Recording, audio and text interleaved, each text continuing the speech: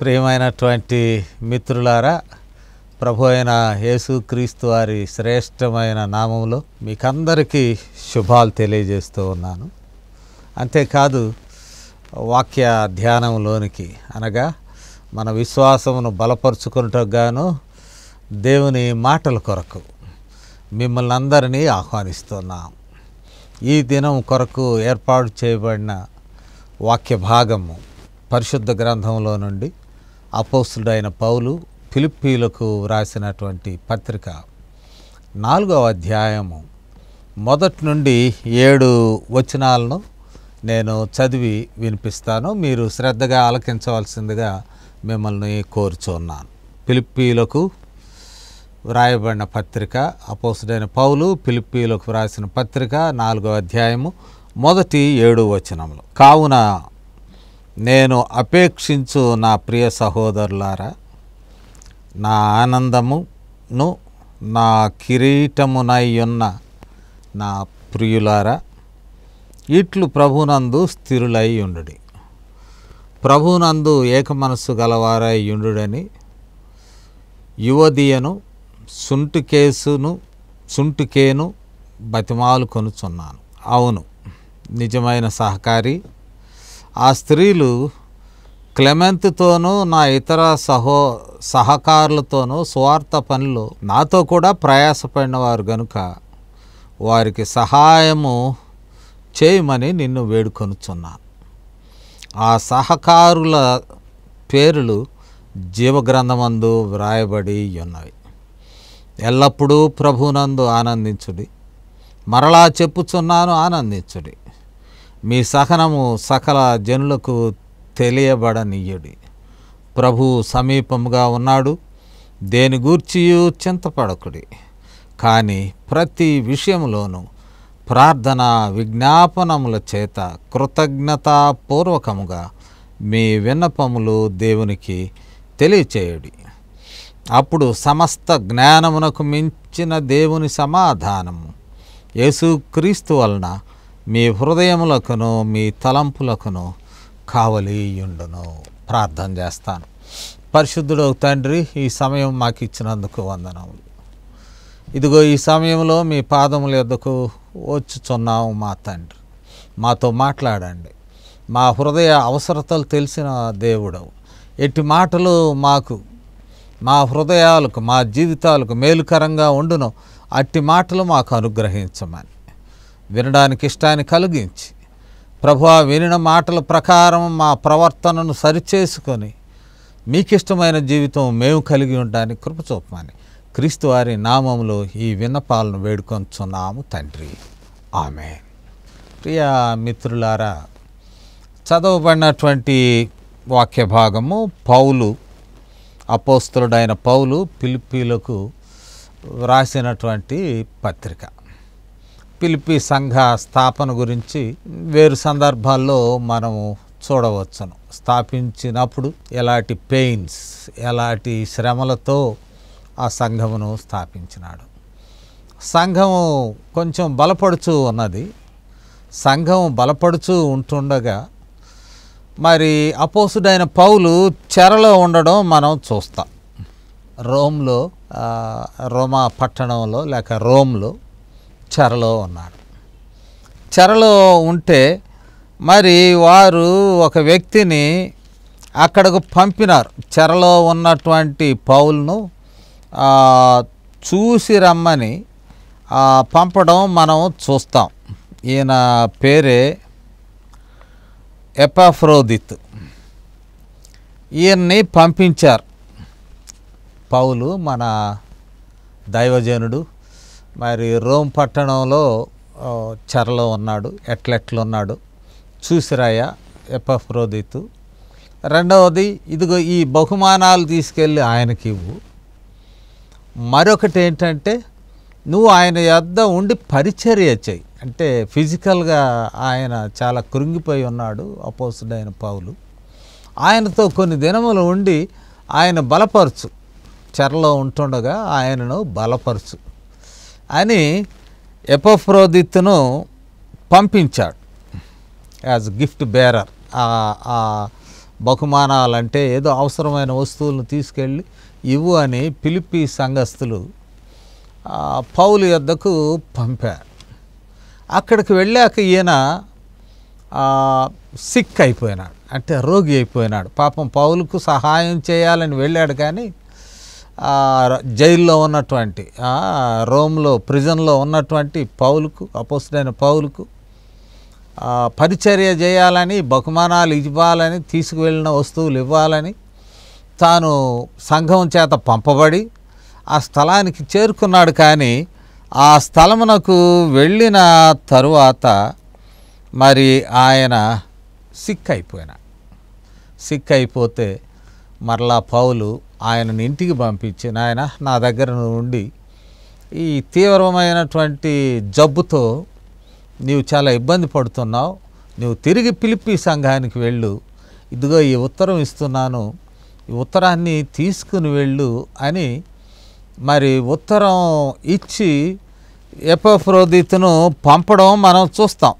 2వ అధ్యాయము ఫిలిప్పీ పత్రిక 29-30 వచనాలు చూసినట్లయితే 2వ అధ్యాయం 29-30, నా ఎడల మీ ఉపచర్యలో ఉన్న కొదువును తీర్చుటకై అతడు తన ప్రాణమునైనను లక్ష్యపెట్టక క్రీస్తు యొక్క పని నిమిత్తము చావునకు సిద్ధమై ఉండెను గనుక తిరిగి పంపుతున్నాను. పూర్ణానందముతో ప్రభునందు అతని అతనిని చేర్చుకొని అట్టివారిని ఘనపరచుడి.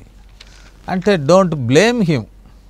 అయ్యా నీకు చెప్పి పంపిన పనేంటి, సగంలోనే వెనక్కొచ్చావు, దైవజనుడి దగ్గర ఎక్కువ సమయం గడపలేకపోయావు అని బ్లేమ్ చేస్తారేమో. అట్లా కాదు, కానీ పూర్ణ ఆనందంతో ఆయన్ను మీరు చేర్చుకొని ఆయన్ను ఘనపరచండి. He tried his best. మీరు తెచ్చిన పంపిన బహుమానాలు తీసుకొచ్చాడు, నాతో ఉండాలని ప్రయత్నం చేశాడు, కానీ చావుకు దగ్గరగా ఉండే అంత జబ్బులో పడిపోయినాడు. కావున ఆయనను మీ దగ్గరకు తిరిగి పంపుతున్నాను, మీతో పాటు ఆయన సంతోషించులాగున ఐఎమ్ సెండింగ్ బ్యాక్. కాబట్టి ఆయన వచ్చినప్పుడు నెపములు వేయక పూర్ణానందంతో చేర్చుకోండి. ఆయన చేసిన ప్రయత్నమును బట్టి, పడిన కష్టమును బట్టి ఆయనను ఘనపరచండి అని ఆయనతో ఈ ఉత్తరాన్ని పంపడం మనము చూస్తూ ఉన్నాం. ఉత్తరాన్ని పంపిస్తూ వారికి చాలా అప్పీల్స్ చేస్తూ ఉన్నాడు. సంఘాన్ని తాను జైల్లో ఉన్నా కూడా, జైలు శిక్షను అనుభవిస్తూ ఉన్నా కూడా సంఘాన్ని బాగా బలపరుస్తున్నాడు. అంటే ఫిలిప్పీ సంఘాన్ని గురించి ఆలోచిస్తున్నాడు, ఫిలిప్పీ సంఘాన్ని ప్రోత్సహిస్తూ ఉన్నాడు. తన బాధలు తానున్నప్పటికీ సంఘానికి కావలసినటువంటి హెచ్చరికలు లేక దిద్దుబాట్లు పంపిస్తూ ఉన్నాడు. ఈ సమయాన్ని మనం గమనించినప్పుడు ఈ ఫిలిప్పీ పత్రికలో ఈ వాక్య భాగాన్ని, లేఖన భాగాన్ని చూసినప్పుడు సమాధానాన్ని గురించి ఫోకస్ చేస్తున్నాడు. సమాధానం అంటే మనం రెండుగా చీలిపోయిన వారు ఒకటి కావాలని అదే సమాధానం అని అనుకుంటాం. కానీ ఒరిజినల్ లాంగ్వేజెస్లో అది గ్రీక్ కానీ హీబ్రూ కానీ ఇశ్రాయేలీల మధ్య ఎక్కువగా వాడబడినటువంటి పదము సమాధానం, షాలోమ్. ఎరుషలేం షాలోము మిళితం అయి ఉన్నది. షాలేము రాజు, షాలేము, సొలొమోను, షూలమ్మితి, ఈ మూల పదంలో నుంచి అనేకం వచ్చినాయి. కావున ఈ వాక్య భాగాల్ని పాత నిబంధనలో వాక్య భాగాలను చూసినా, క్రొత్త నిబంధనలు చూసినా సమాధానం అనేటువంటిది అది కోరదగినది. దేవుని నుండి వచ్చినటువంటి ఈ సమాధానము మనుషులకు అవసరమైనది. ఇరు వర్గాలు విడిపోయినప్పుడు వారు మరి సమాధాన పడవలసినటువంటి అగత్యత ఒకవైపు ఉంటే, ద ఒరిజినల్ మీనింగ్ ఇంకొంచెం దానికి మించినది, టోటల్ వెల్బీయింగ్. ఒక వ్యక్తి పరిపూర్ణముగా క్షేమము కలిగి ఉండడమే సమాధానం అన్ని విషయాల్లో.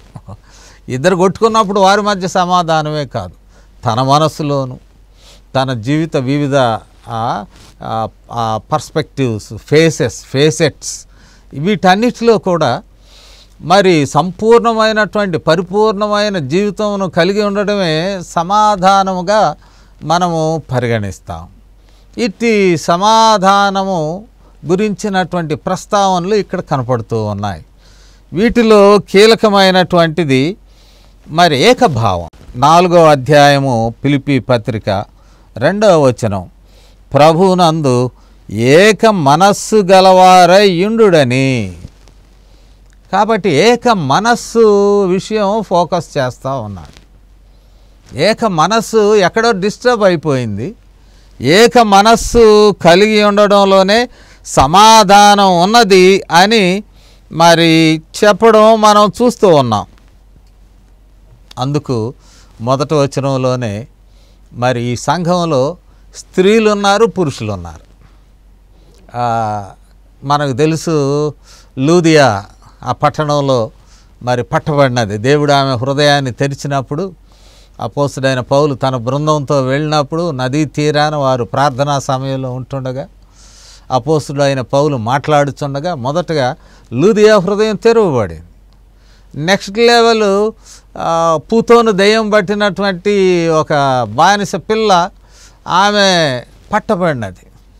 3వ వ్యక్తిగా ఫిలిప్పీ పైనీరింగ్ మినిస్ట్రీలో ఒక జైలర్ అనగా ఒక జైలు అధికారి, ఎందుకంటే ఈయన జైల్లో వేశారు వీళ్ళని.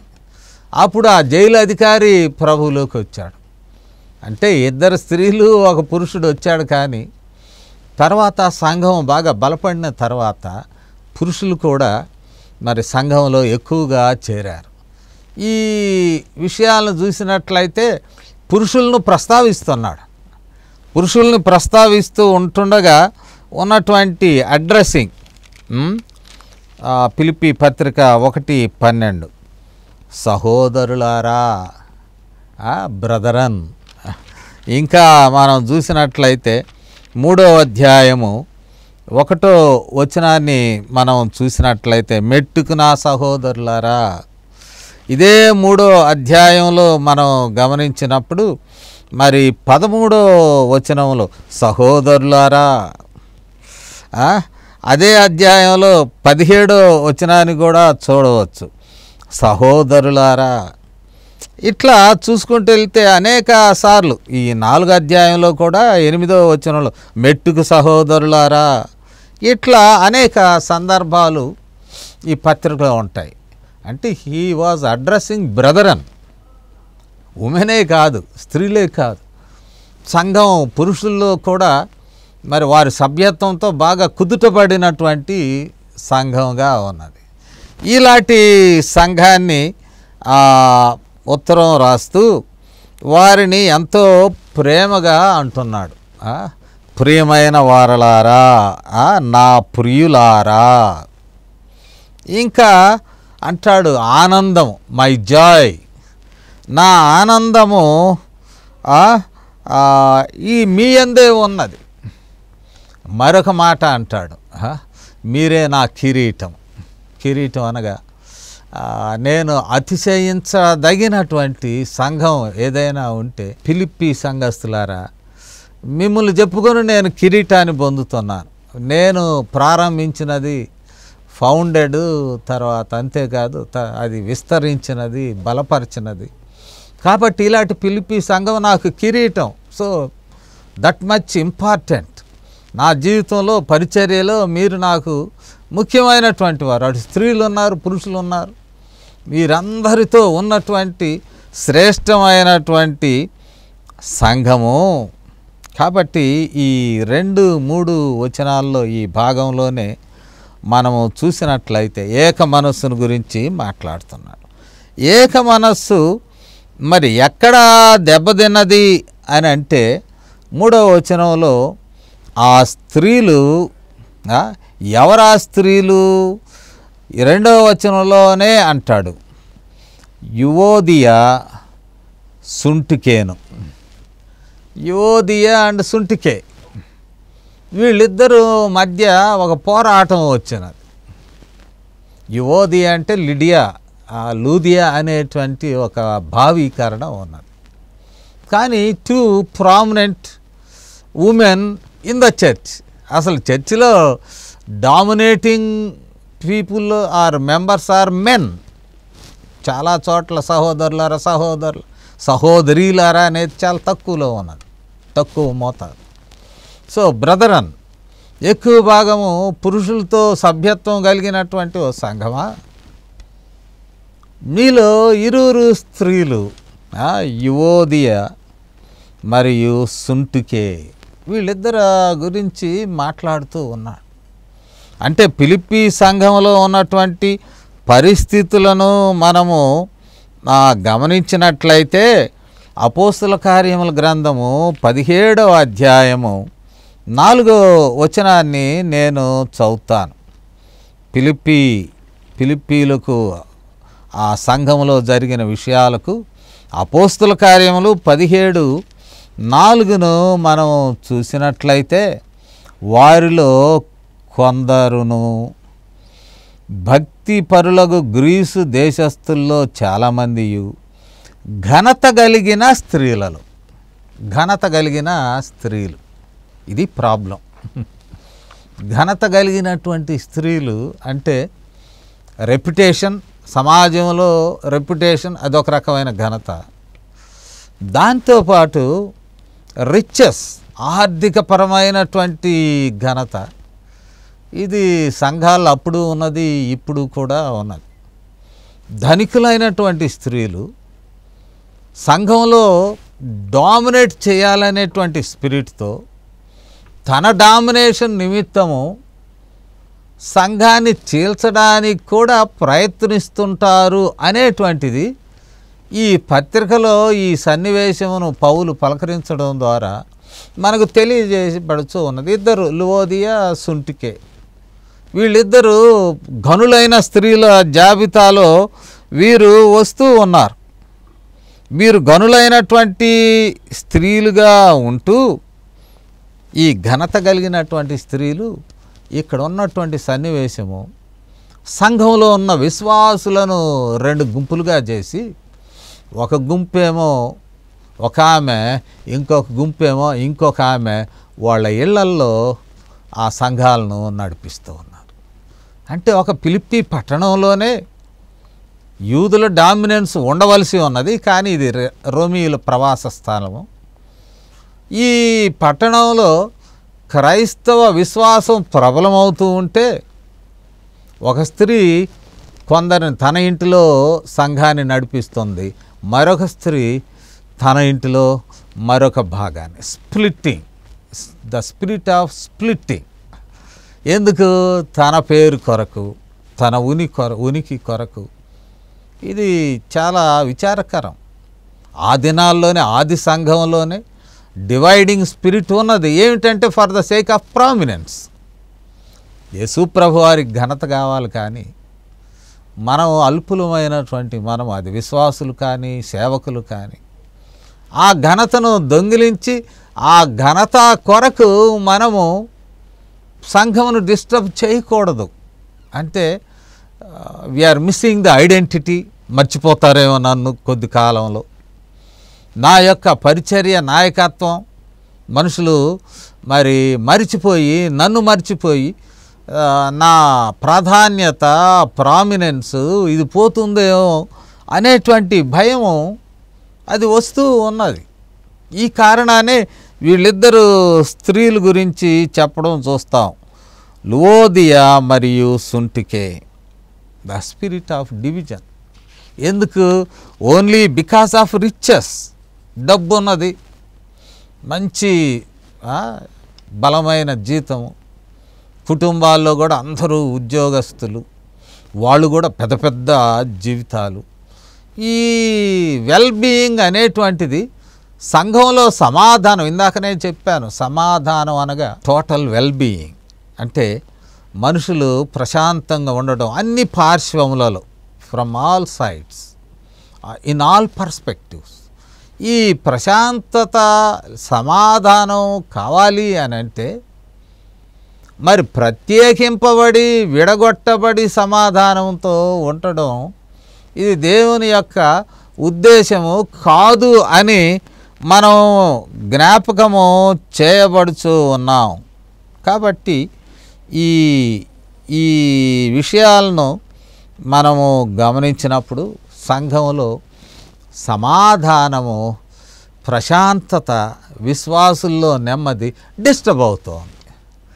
పౌలు చెరలో ఉండి తనకు చెరలో ఉండేటువంటి అవమానములు, బాధలు, స్వేచ్ఛ కుదించబడినది. తాను రోమా పౌరుడైనప్పటికీ రోమీల చట్టంలో ఆయన ఇంప్రిజన్మెంట్ అయినది. ఈ బాధలు ఆయనకున్నా కూడా ఆయన ఎక్కువగా బాధపడుతున్నది ఫిలిప్పీ సంఘాన్ని. సంఘము ఎంతో కష్టపడి ప్రేమతో కట్టుకున్న సంఘం కూడా ప్రేమిస్తున్నారు. ఇంతకు ముందే చెప్పాను, పౌలుకు గిఫ్ట్స్ పంపించినారు, ఒక మనిషిని పంపినారు పరిచర్య చేయమని. అంటే పౌలును కూడా ప్రేమిస్తున్నారు. At the same time the harmony in the church was missing. ఇది పౌలును కలత పెట్టుచు ఈ ఉత్తరం యొక్క ఫోకస్ ఒకవైపు లాగుతూ ఉన్నది. సమాధానం, ఏక మనసు, సమాధానం. అంటే సమాధానం కలగాలంటే ఏక మనసు కలగాలి. మరి ఈ గుంపును, లువోదియ గుంపును నిందిద్దామా లేక సుంటికే గుంపును నిందిద్దామంటే ఎవరిని నిందించడం లేదు.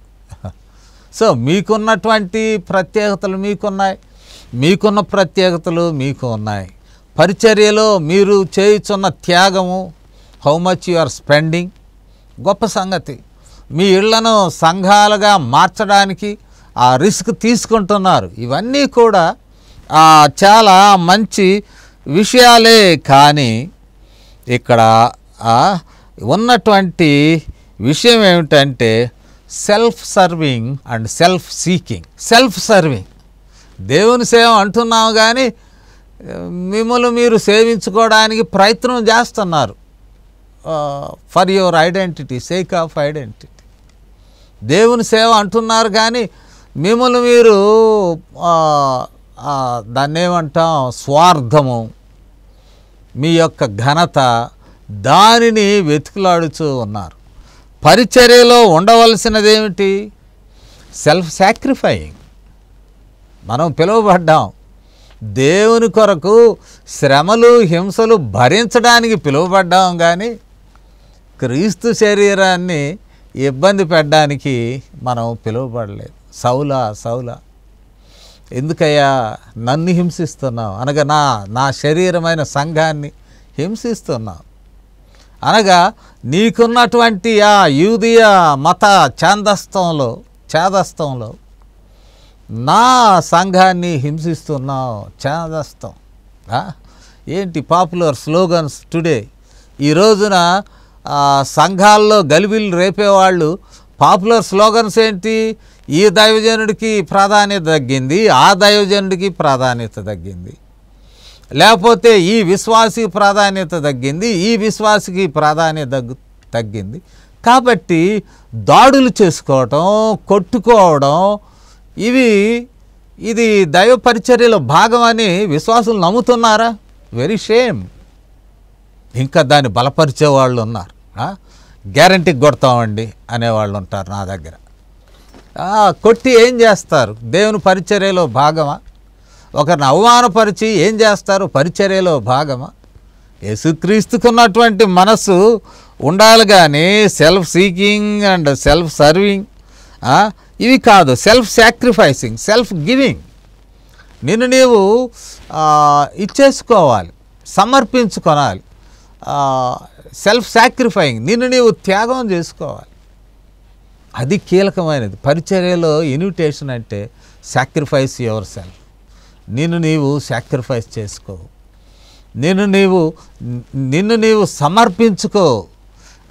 ఈ విషయాలు మరి ఈ భాగంలో పూర్తిగా కనపడడం మనము చూస్తూ ఉన్నాం.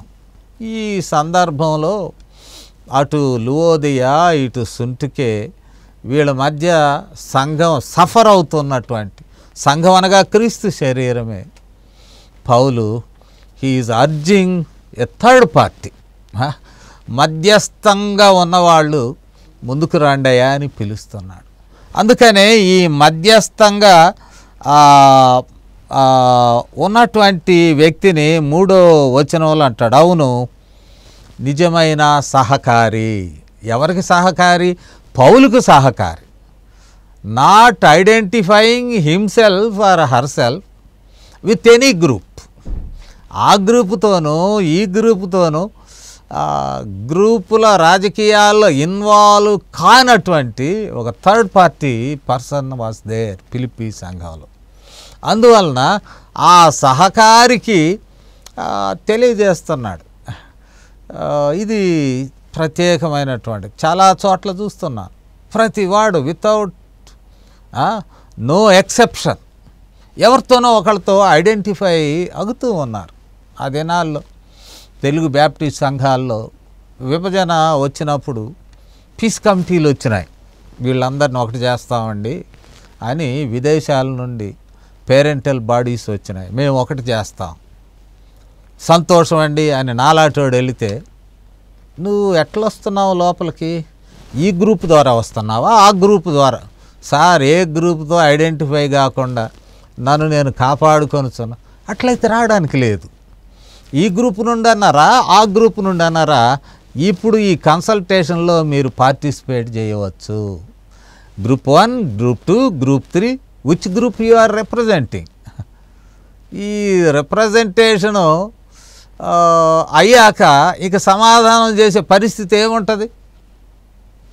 నాకు కూడా కొన్ని ఆబ్జెక్టివ్స్ ఉంటాయి.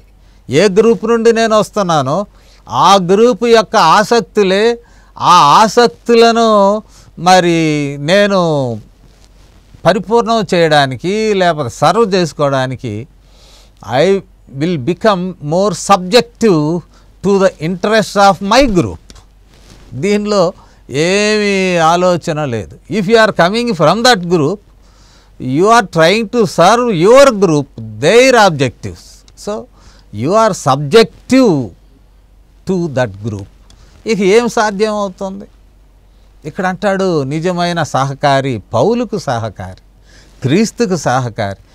ఈ లువోదియకు కాదు, సుంటుకేకి కాదు, పౌలుకు సహకారి, క్రీస్తుకు సహకారి.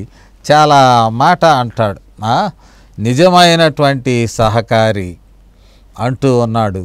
ఈ రెండు గ్రూపులు మరి నిజముగా Clement is a Roman name, పరిచర్యలో భాగమైన వాడు అయి ఉండవచ్చును, ఎక్కువ వివరణలు లేవు.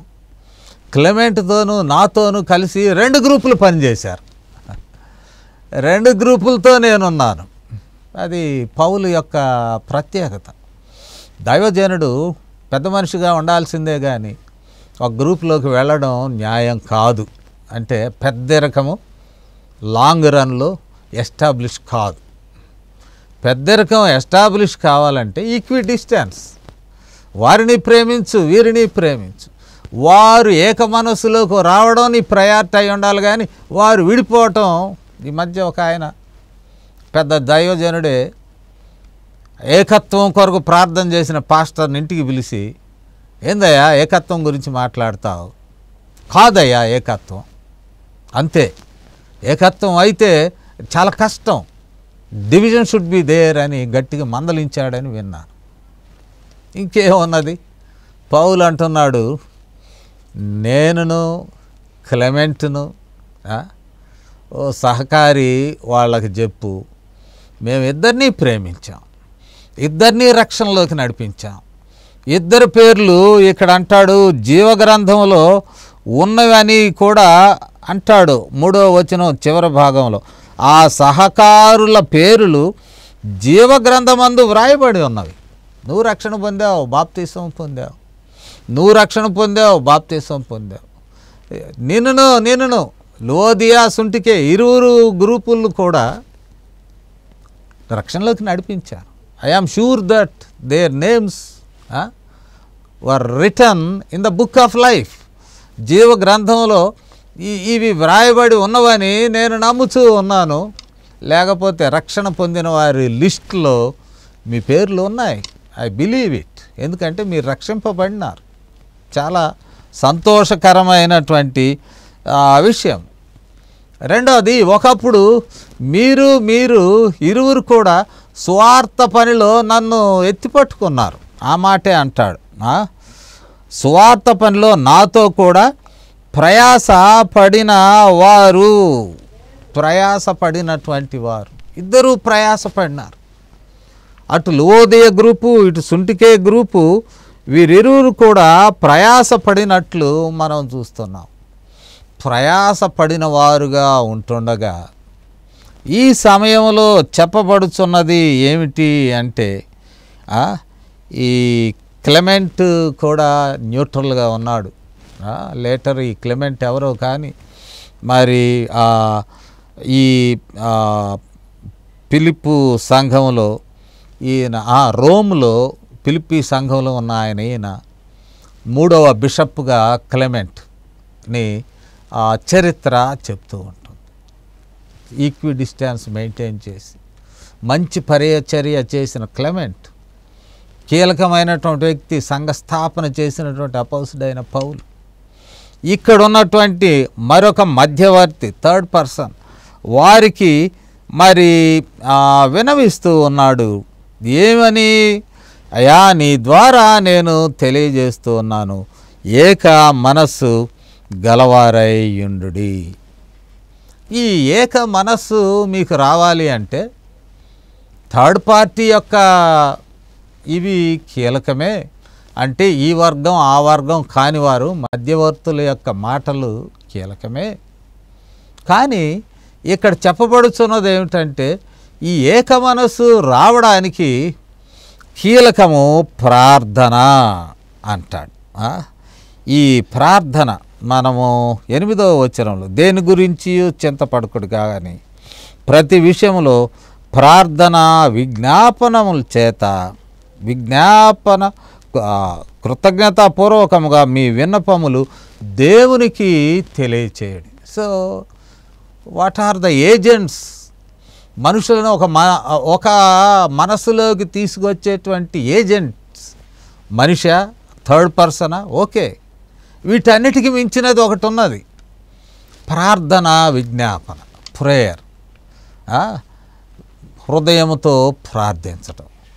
ఈ కొన్ని పర్యాయాలు ప్రార్థన విషయం వి ఇగ్నోర్. ప్రార్థన ఒక జపం లాంటిది. ఇంతకుముందు గతంలో నేను రోమన్ క్యాథలిక్ స్కూల్స్ హాస్టల్స్లో ఉన్నాను. జపమాలు ఇస్తారు, ఒక్కొక్కటి ఆ మాతను తలుచుకుంటూ దాన్ని తిప్పుకుంటూ ఉంటే ఒక 1000 సార్లు అట్లా జపం చేస్తే ఏదో సమ్ మెరిట్స్, రిలీజియస్ మెరిట్స్. క్రైస్తవ జీవితం, విశ్వాస జీవితంలో కూడా ప్రార్థన కొన్నిసార్లు జపమాల లాగా మారిపోతూ ఉన్నది. నవరాత్రులు 9 రాత్రులు ప్రార్థన చేద్దాం, 40 రోజులు ప్రార్థన. ఓకే, లెంట్ డేస్లో మనం అదే చేసాం. కానీ ఈ ప్రార్థన ఫోకస్డ్, ఒక అంశమును, అత్యవసరమైనది, అర్జింగ్ నీడ్, మన సంఘ జీవితానికి, వ్యక్తిగత జీవితానికి మరి కీలకమైనటువంటి విషయంలో దేవుని దగ్గర ప్రార్థన, విజ్ఞాపన, అభ్యర్థన చేస్తూ మరి ముందుకు సాగినప్పుడు ప్రార్థన సాధిస్తుంది అంటాడు పౌలు. ఈ దినాల్లో ప్రార్థన మిస్ అయిందని చెప్పవచ్చు. అందరికీ అట్లాగే ఉన్నది. They are not interested to appeal the problem, to keep the problem at Jesus feet. యేసు పాదముల వద్ద సమస్యను పెట్టి ప్రార్థించుకోవడం అనేటువంటిది వీళ్ళ దృష్టిలో మొరటతనం అయిపోతూ ఉన్నది. ఏం చేద్దాం? డబ్బులుంటే కొట్లాడదాం, పోలీస్ స్టేషన్కి వెళ్దాం, లేకపోతే జ్యుడిషియల్ సిస్టమ్ దగ్గరికి వెళ్ళి మరి పోరాటం, న్యాయ పోరాటములు అక్కడ చేద్దాం. ఇక్కడ దేవుని పాదముల దగ్గర పోరాడడం తెలియట్లేదా? మన విశ్వాసానికి కీలకం ప్రార్థనే కదా.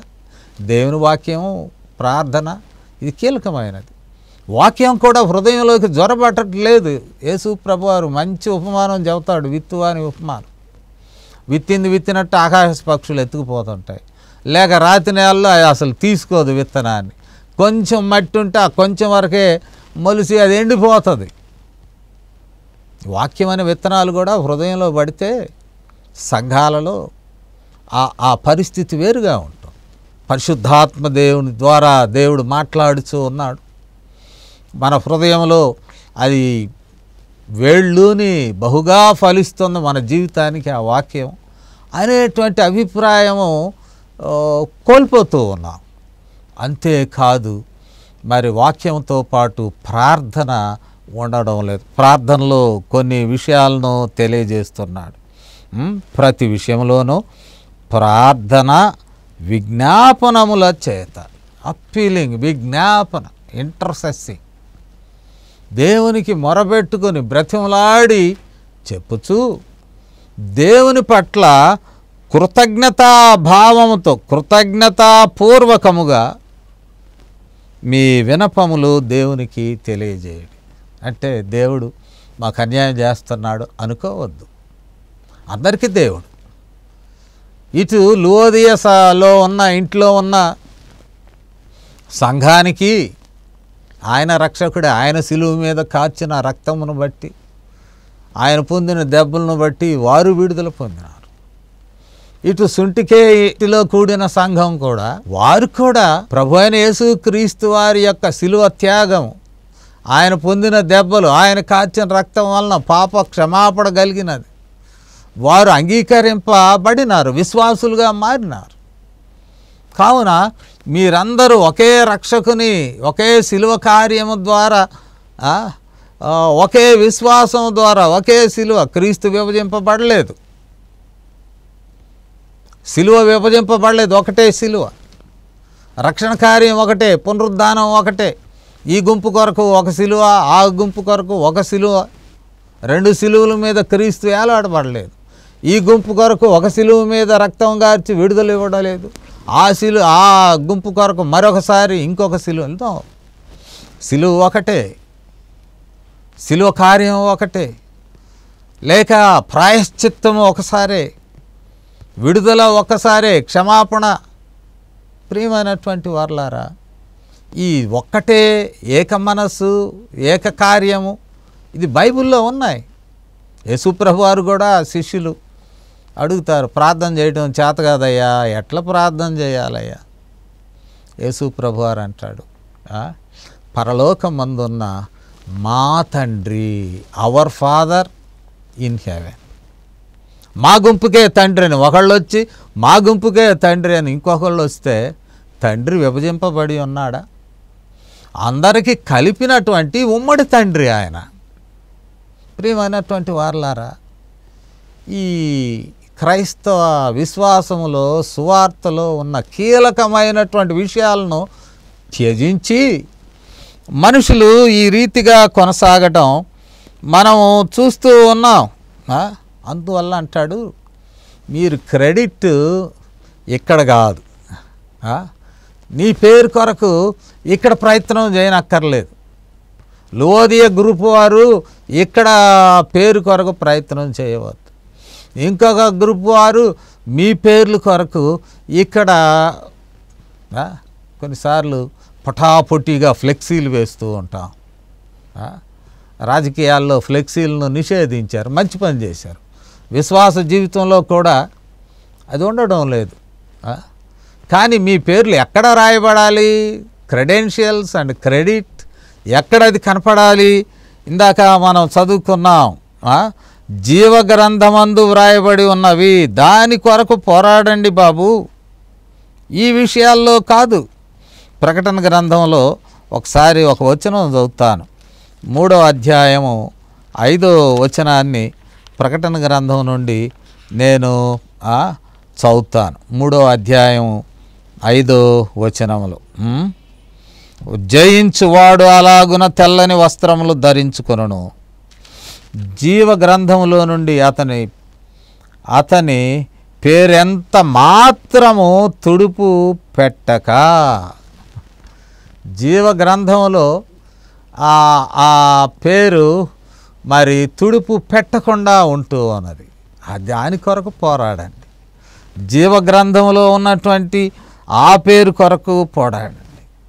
అక్కడ citizenship, your membership or citizenship ఇక్కడ కాదు. పరలోకపు పౌరసత్వం కొరకు పోరాడండి. ఇది చాలా కీలకమైనటువంటి విషయం. అందువల్లనే ఈ 3వ అధ్యాయము ఫిలిప్పీ పత్రిక 20వ వచనాన్ని మనం చూసినప్పుడు ఇక్కడ అంటాడు, మన పౌరస్థితి పరలోకమందు ఉన్నది. మన పౌరస్థితి పరలోకంలో ఉన్నది, ఈ లోకంలో కాదు అనేటువంటి విషయాన్ని తెలియజేస్తున్నాడు. మరి చివరిగా 6-7 వచనాల్లో మనం చూసినట్లయితే ఈ ప్రార్థన వలన ఫలితముగా మీలో సమాధానం ఏర్పడుతూ ఉంటుంది. ఈ ప్రార్థన వలన అప్పుడు సమస్త జ్ఞానములకు మించిన హ్యూమన్ విజ్డమ్, లేకపోతే మానవ ప్రయత్నములు, మానవ పోరాటములు, వీటికి మించినటువంటి దేవుని యొక్క సమాధానము, దేవుని యొక్క సమాధానము ఇక్కడ చాలా చక్కగా అంటాడు. యేసుక్రీస్తు వలన మీ హృదయములకును మీ తలంపులకును కావలి ఉండును.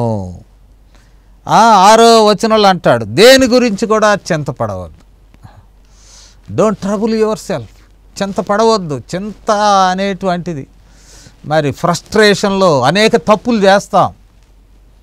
చింత విషయంలో నా ఉనికి పోతుంది, నా ప్రభావం తగ్గిపోతుంది.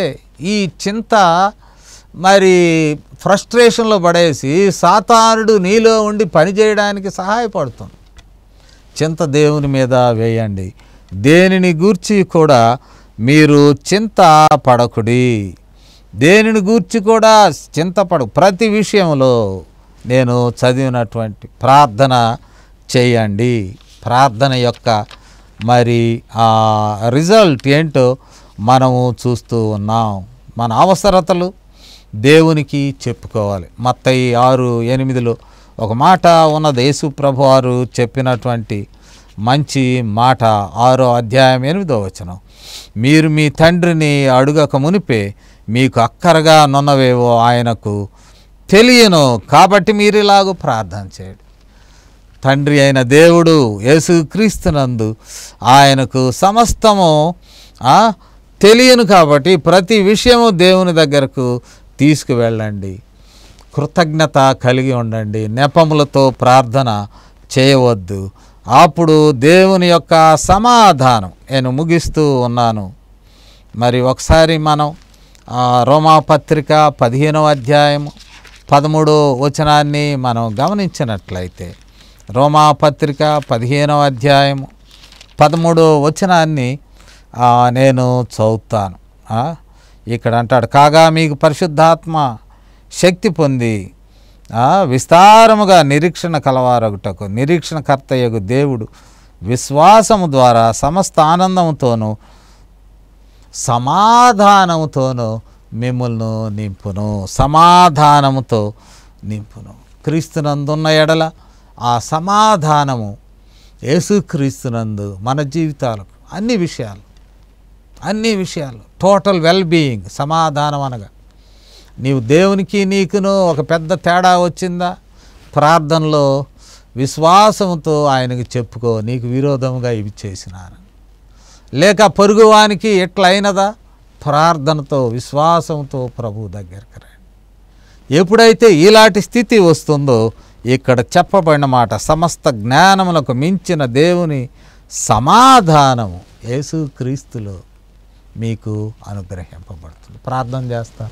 దేవుడి ఇట్టి కృపలను మీకందరికీ అనుగ్రహించునుగాక. ప్రార్థన చేస్తాను. కృప కలిగిన తండ్రి, నేటి దినం మాతో మాట్లాడినందుకు వందనం. ఈ మాటలు మా హృదయంలో ఫలింపచేయము. మేమును మా ప్రియ తండ్రి ఈ ప్రార్థన ద్వారా మా జీవితంలో ఉన్నటువంటి ఒత్తిళ్ల నుండి మేము విడుదల పొందుటకు, మీ వాక్యము ద్వారా మేము మా తండ్రి సమాధానం సంపాదించుకున్నట్టుకు సహాయం దయచేయండి. సంఘమును ఆశీర్వదించము, నెమ్మదిని స్థాపించము, కలవరమును దూరం చేయము మా తండ్రి. మా ప్రభువా, మీ శరీరము సంక్షేమము కలిగి మీ నామమును మీ రాజ్యమును వ్యాప్తి చెంద చేయుటకు సాధనముగా ఉండుటకు కృప చూపమని మమ్మల్ని మేము మీ దయగలిగిన హస్తాల్లో సమర్పించుకుంటూ క్రీస్తు వారి శ్రేష్టమైన నామములో వేడుకొంచున్నాము తండ్రి. ఆమెన్. మన పరమ తండ్రి అయిన దేవుని ప్రేమయు, మన ప్రభువును రక్షకుడినైన యేసుక్రీస్తు వారి కృపయు, పరిశుద్ధాత్మ యొక్క అన్యోన్య సహవాసము ఈ మాటలు ఆలకించిన ప్రతి ఒక్కరికి, అఖిల విశ్వాసులకు ఇప్పుడును సదాకాలము తోడైయుండును గాక. ఆమేన్.